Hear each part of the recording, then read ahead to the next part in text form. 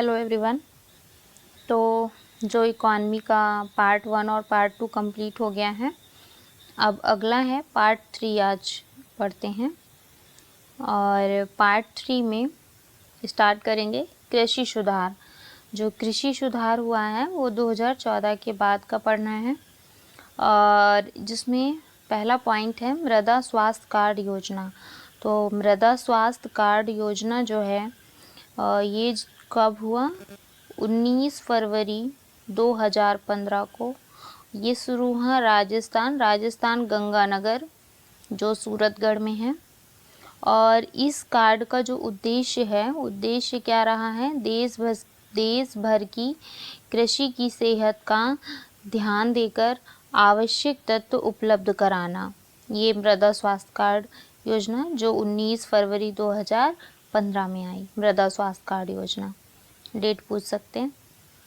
अब अगला पॉइंट है पीएम फसल बीमा योजना। जो पीएम फसल बीमा योजना है ये आई थी 18 फरवरी और 13 जनवरी, ये 2 तारीख इसमें याद रखना होगा, 2016 में।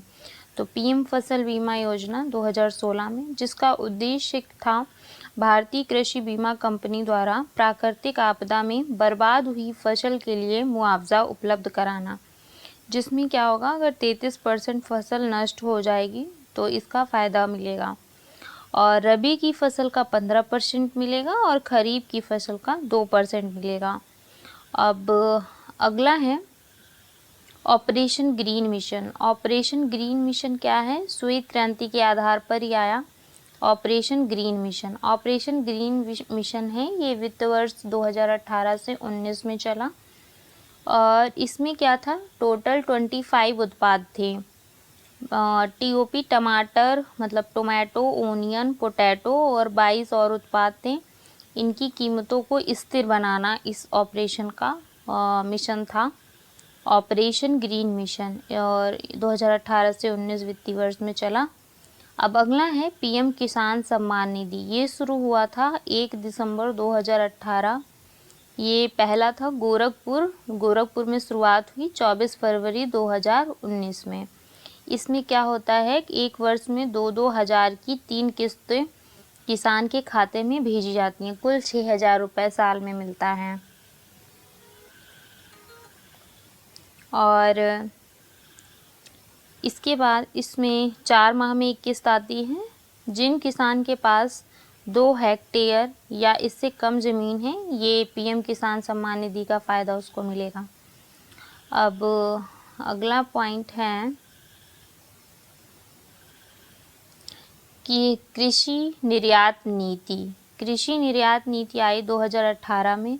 किसानों की आय को दोगुना करना 2022 तक। कृषि निर्यात को 60 से 30 अरब डॉलर करना था। कृषि निर्यात नीति आई थी 2018 में। पीएम किसान मानधन योजना। पीएम किसान मानधन योजना 12 सितंबर 2019, 9 अगस्त 2020, 2 तारीख इसमें याद रखनी पड़ेंगी।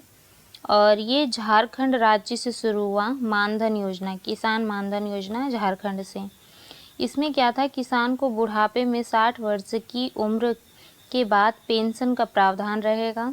3,000 रुपये प्रतिमाह दिए जाएंगे और जो पात्र होगा इसमें 18 से 40 वर्ष के किसान, इसमें 55 रुपये से 200 रुपये प्रीमियम देना होगा, तब इसका फ़ायदा मिलेगा। इसके बाद अगला है ढांचागत सुधार। ढांचागत सुधार में संरचनात्मक सुधार, जिसको ढांचागत सुधार बोला गया, ये 3 टाइप का एजुकेशन में, हेल्थ में और इनकम में, शिक्षा, स्वास्थ्य और आय में जो इनका सुधार था उससे संबंधित है। और इसमें पॉइंट होगा पहला, खेलो इंडिया स्कूल गेम्स। इसकी शुरुआत हुई थी 31 जनवरी 2018 को, जिसका उद्देश्य था प्रतिभाशाली क्षेत्रों की पहचान कर 5 लाख तक छात्रवृत्ति उपलब्ध कराना खेलो इंडिया स्कूल गेम्स में। अब अगला है पीएम राष्ट्रीय स्वास्थ्य सुरक्षा मिशन। इसकी शुरुआत 1 फरवरी 2018 में हुई। गरीब लोगों को 5 लाख तक का उपचार मुफ्त देना। अब अगला है राष्ट्रीय युवा सशक्तिकरण योजना। ये 17 जुलाई 2018 को युवा सशक्तिकरण योजना 17 जुलाई 2018 को शुरू हुई, जिसका उद्देश्य था 10वीं 12वीं के छात्रों को सैन्य प्रशिक्षण देना, युवा सशक्तिकरण। अब अगला पॉइंट है, अगला पीएम गरीब कल्याण योजना। पीएम गरीब कल्याण योजना की जो शुरुआत हुई वो 25 मार्च 2020 में हुई। कोविड-19 से प्रभावित लोगों तक आर्थिक सहायता प्रदान करना था। अगला है मातृत्व वंदना योजना। ये किसके लिए था? गर्भवती महिलाओं को 6,000 रुपये देना पोषण स्तर सुधार के लिए। इसके बाद है आरोग्य सेतु ऐप का भी शुरुआत हुई थी 2 अप्रैल 2020 में। आत्मनिर्भर भारत योजना शुरू हुई 12 नवंबर 2020 से।